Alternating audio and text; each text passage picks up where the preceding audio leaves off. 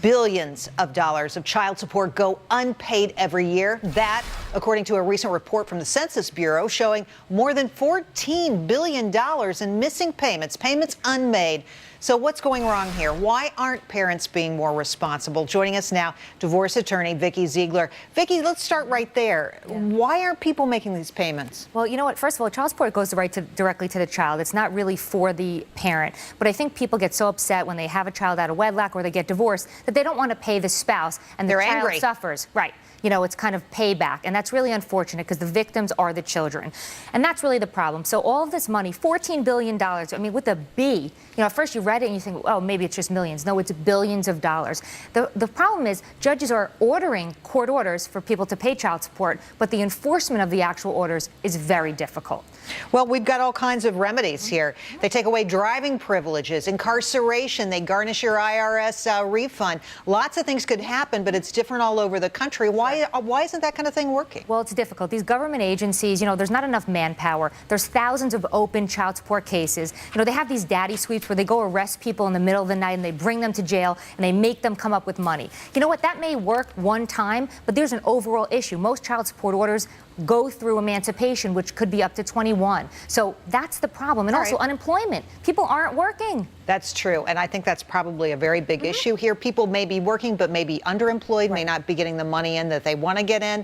You're a divorce attorney. You see this all the time. If you're in the situation, you're getting a divorce, what can you do to try to make sure that you get the money you need for your child, not alimony? We're not talking about supporting the spouse here. We're talking about supporting the child. I think number one, if in fact in the state probation can oversee child support and enforce it, that's a government agency that's going to go after the person that hasn't paid on their own. You don't have to worry about it. They can try to garnish up to a certain amount each week or bi-weekly. Wow. You know, let the agency work. And if not, you got to stand up for your kids' rights. You got to make sure that people hear you. You know what? Because at the end of the day, these children are suffering. So we do as best we can as lawyers to go out and get all these remedies and throw people in jail and revoke their licenses. But at the end of the day, we need stiffer penalties, civil and criminal. I think this has got to be settled at home over the kitchen table. I don't think this is something we don't have to bring the government in. This is something that responsible parents should step up to. Responsible, get the definition of that. What is responsible parent? People who pay the bill. Who should, because it's a debt. It's a debt to the child, and unfortunately, people don't see it that way. All right, let's take a look at some of the numbers around this, because it's really telling about who pays and who doesn't pay. Children and non-custodial parents, contact versus no contact.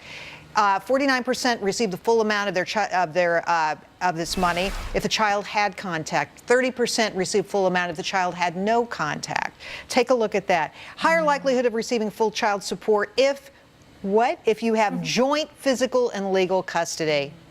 Having a bachelor's degree, having some kind of education, being divorced. This is not the baby daddy we're talking about here. You actually got married, you had to get a divorce. And finally, being older. Why?